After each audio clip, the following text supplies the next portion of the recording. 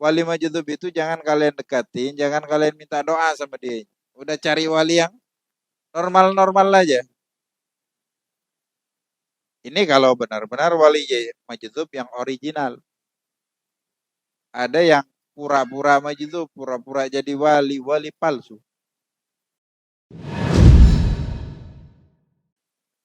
Wa minal hikit wal ghil. Ghil itu ya kotoran atau belenggu juga ya. Wal ghish li ahadin minal muslimin. Kepada salah satu daripada kaum muslimin. Ghish ini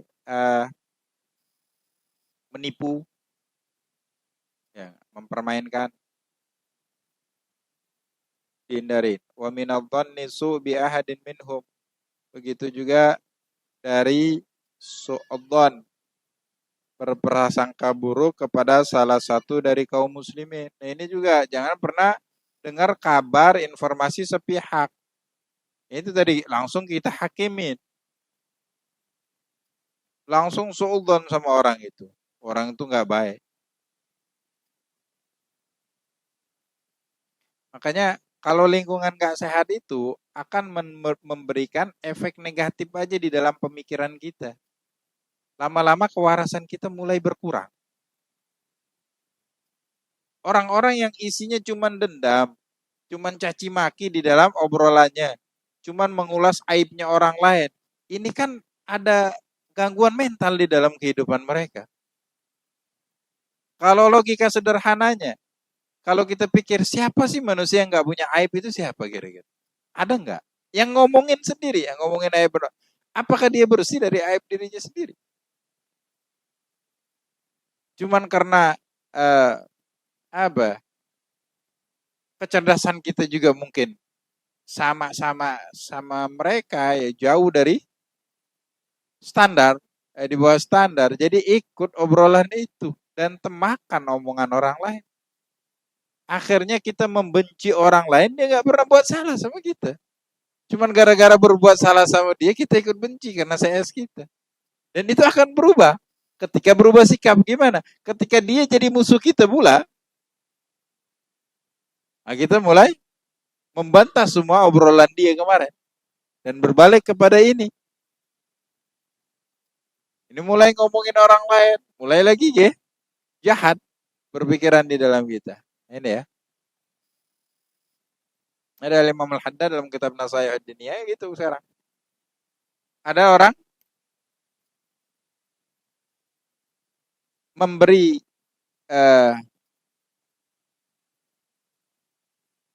memvonis orang lain itu baik dan buruknya. Sekarang tidak lagi karena nggak adanya amar ma'ruf nahi mungkar. Tidak lagi berdasarkan ukuran syar'i. Kalau di dalam Islam, orang yang baik itu adalah orang yang bertakwa, yang melaksanakan perintah Allah dan menjauhi larangannya. Cuma sekarang kebanyakan kita, orang yang baik itu apa? Orang yang baik sama kita walaupun nggak sholat. Orang yang jelek itu orang yang musuhin kita walaupun dia orang soleh. Atau orang yang nggak mau negur kita walaupun dia orang soleh. Atau kita merasa sakit hati sama dia, dendam padahal dia nggak sengaja, padahal atau nggak ada buat salah. Jadi ukuran baik tidak baiknya apa? Hawa nafsu ini berasal dari syahwat. Jadi akal sehat kan mulai tertutup ini nih syahwat. Jadi manusia itu diciptakan syahwat dan akal. Nah, di mana dua hal ini saling bertolak belakang. Kalau syahwatnya unggul, akal sehatnya terbelenggu. Maka dia ikut atas diperbudak hawa nafsu ini, disebut budak syahwatnya. Disuruh dendam, disuruh musuh-musuhin, disuruh musuhin orang. Hatinya penuh dendam. Sebaliknya, ketika seseorang akalnya unggul, semua perintah hawa nafsunya itu dia tekan. Bahkan hawa nafsu harus dibawa kendali dia. Harus dibawa kendalinya dia.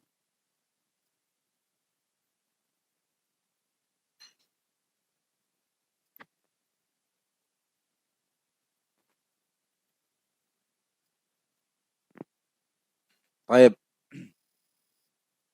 Wal yakun nasihan lahum, dan hendaklah dia itu menasehatin mereka, saling menasehatin mereka. Nasihatin gimana? Kalau kawan mau ditipu atau siapapun kaum muslimin, kita kasih tahu jangan. Nah kita ada rasa nggak peduli, ah dia nggak baik juga sama aku nggak kenal dia, masa bodoh aja. Ini kaitannya dengan keimanan. Kebersihan hati juga baik kan dengan keimanan. Dalam hadis la yu'minu ahadukum hatta yuhibba li akhihi ma yuhibbu li nafsihi. Tidak beriman seorang di antara kalian dengan keimanan yang berkualitas yang sempurna sampai dia mencintai saudaranya muslim sebagaimana dia mencintai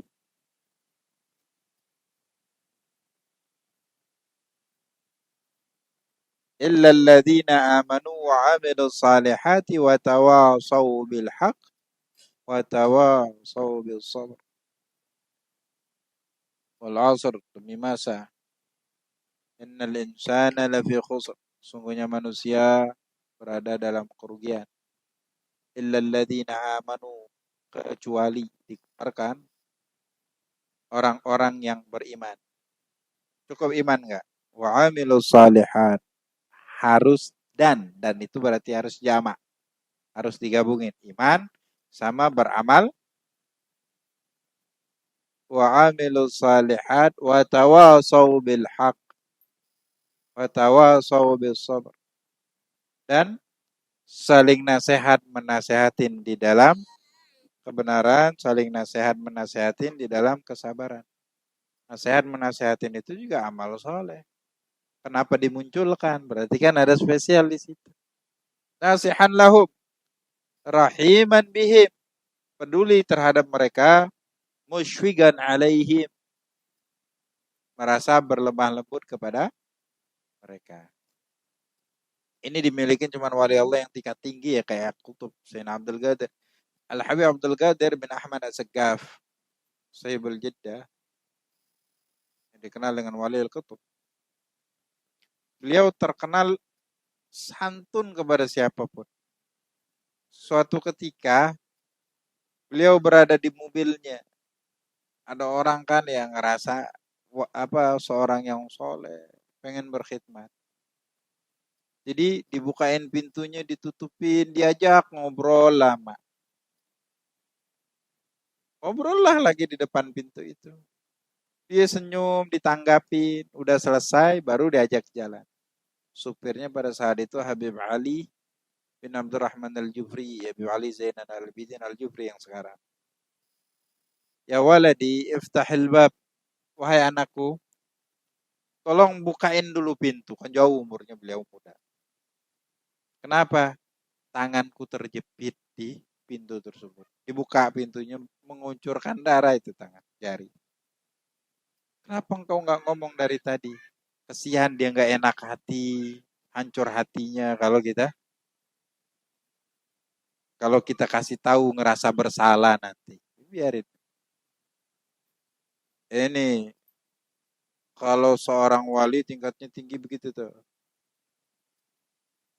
Nggak pernah lagi mementingkan dirinya. Lebih prioritas malahan kemaslahatan orang lain. Cuman nggak gagal prioritas. Nggak mungkin orang wali itu dia nggak alim, nggak mungkin.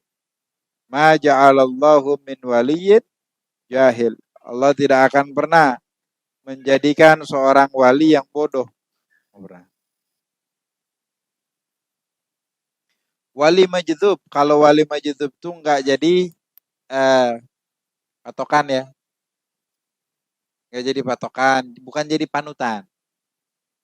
Wali majdub, majdub itu yang secara zahir akalnya memang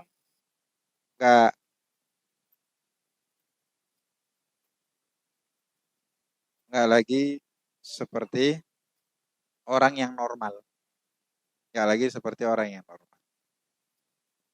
Cuman dia ada halat bainahu wa bainallah. Cuman siapa yang tahu itu wali majdub? Allah Ta'ala. Kata Habib Salim, wali majdub itu jangan kalian dekatin, jangan kalian minta doa sama dia. Udah cari wali yang normal-normal aja. Ini kalau benar-benar wali majdub yang original. Ada yang pura-pura maju, pura-pura jadi wali, wali palsu. Kalau tingkah lakunya nyeleneh, udahlah tinggalin. Cari yang benar-benar aja lah, ikutin guru kita yang benar ya. Omongannya benar. Kalau wali yang majdub itu kata Habib Salim dihormatin aja. Gak diikutin, gak usah deketin. Suatu ketika ada orang datang ke walil majdub, ya Syekh, ud'uli, tolong doakan aku. Allahumma rizukhu sab'at anad, ya Allah berikan dia 7 tikaman. Gak lama dari doa itu mati dia ditikam 7 kali. Doanya mustajab dakwah. Cuman mereka tidak di dalam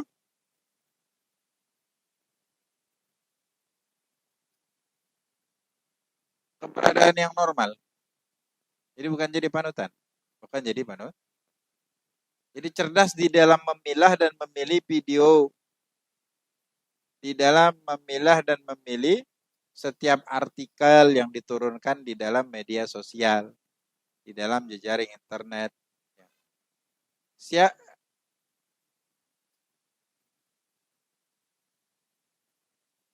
Alat untuk memilah dan memilih itu apa? Tingkatkan pengetahuan ilmu di dalam agama. Jadi kita tahu takarannya ini bagus nggak bagus. Mana yang diikutin, mana yang enggak. Ya, sudah cukup Nabi Muhammad sebagai suri tauladan yang terbaik. Cuman nggak pernah mau baca sirahnya. Baik.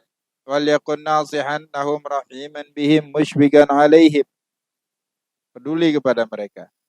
Mu'taqidan al khaira fihim. Berkeyakinan mereka ada kebaikan. Yaitu husnul husnul. Yuhibbu lahum ma yuhibbu li nafsihi minal khair. Dia menginginkan untuk mereka, saudaranya muslim, apa yang dia sukai, apa yang dia inginkan untuk dirinya daripada kebaikan. Wa yakrahu lahum ma yakrahu li nafsihi minasyarr. Dan dia tidak senang, tidak menginginkan sesuatu yang jelek untuk mereka sebagaimana tidak suka sesuatu yang jelek untuk dirinya. Wal ta'lam ayyuhal murid, maka ketahuilah wahai murid, anna lil qalbi ma'asi, sesungguhnya hati itu memiliki maksiat-maksiat. Hiya abhasyu, itu lebih berbahaya, lebih menjijikan. Wa akbah, lebih jelek. Wa akhbath minal ma'asil jawarih, daripada maksiat yang dilakukan oleh anggota badan. Wala yasluhul qalbu, dan hati itu enggak pantas linuzuli ma'rifatillah, untuk tempat turunnya ma'rifatillah, ilmunya Allah, wa mahabbatihi, kecintaan Allah Ta'ala, illa ba'da takhalli anha, melainkan hatinya itu sudah dibersihkan darinya. Orang cari ilmu agama hatinya banyak duniawi, akhirnya enggak prioritas mengamalkan ilmu yang dia dapatkan. Yang kita katakan, orang masuk pondok supaya keluar dari pondok sholatnya benar, zakatnya benar, puasanya benar. Ketika dia bermuamalat, jual beli, dia tahu mana yang halal, mana yang haram, sewa menyewa, wakil mewakilkan, tentang wakaf dan perkara yang lain. Ketika dia menikah, dia tahu membangun rumah tangga itu apa aja yang diwajibkan untuk dirinya, itu yang prioritas dulu. Jadi masuk pondok itu bukan keluar supaya pegang mikrofon bisa ceramah dan yang lain, kan itu. Oke. Nah, ketika takhalli ini nggak berhasil, ya kadang kebanyakan ilmu nggak dapat, ya nggak. Ya, berdasarkan dari kesucian hati juga nggak dapat. Akhirnya belajar agama tujuannya dapat kerja, tujuannya profesi, tujuannya pekerjaan, tujuannya untuk menghimpun sebanyak mungkin harta, tujuannya jabatan. Jadi kan gagal prioritas juga. Baik. Illa ba'da takhalli anha, harus dihindarin dulu hati itu dari maksiat hati, wa takhallus minha, harus dibersihkan. Famin abhasyiha, yang paling berbahaya, yang paling keji dari maksiat tersebut adalah al-qibru, adalah sombong, waria dan juga ria, pamer, wal hasad, hasad itu dengki. Hasad itu iri hati, ya dengki. Fal kibru yadullu min sahibihi ala ghayatil hamaqah. Adapun kesombongan itu menunjukkan orang yang sombong ini di puncak kedunguan, bodoh orang ini. Wa nihayatil jahala wal ghawawah, udah ada di tahap akhir daripada kebodohan. Wa kaifa yaliqu takabbur mimman ya'lam annahu makhluk min nutfatin madira. Bagaimana mungkin pantas sombong bagi orang yang mengetahui bahwasanya dia sendiri diciptakan dari nutfah, dari sperma yang kotor. Wa 'alal qurbi yasiru jifatan qadira. Dan gak lama lagi dia akan menjadi bangkai yang busuk di nana.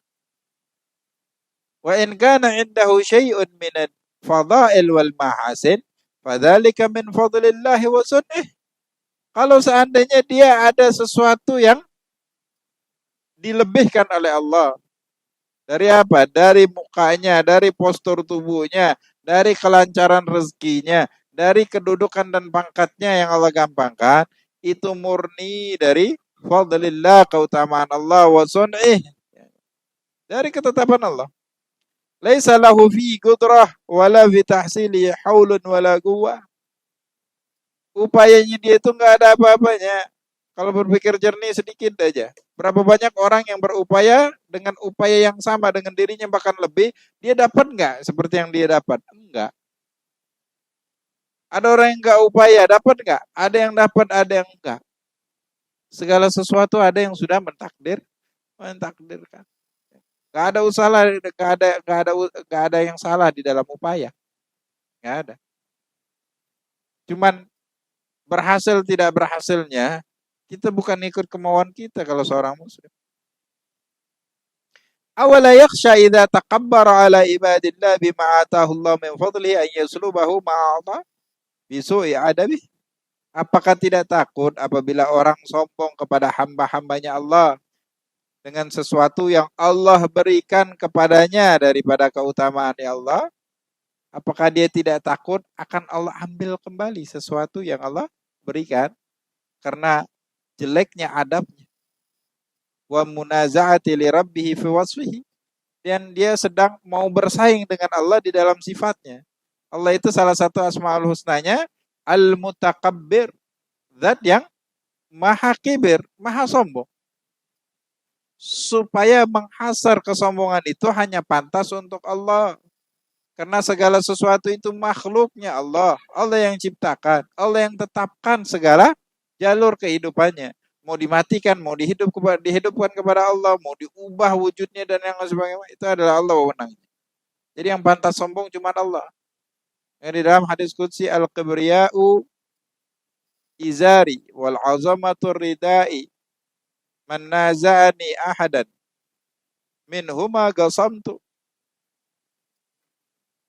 Kesombongan itu adalah pakaianku. Keagungan itu, kata Allah, adalah selendangku. Barang siapa ingin merebut salah satunya dariku, maka akan aku hancurkan dirinya. Lantas untuk orang sombong, apapun. Cuman karena hati yang kotor ini, segala sesuatu, miskin pun kita ngerasa sombong. Sesuatu yang gak pantas disombongkan, kita maunya sombong.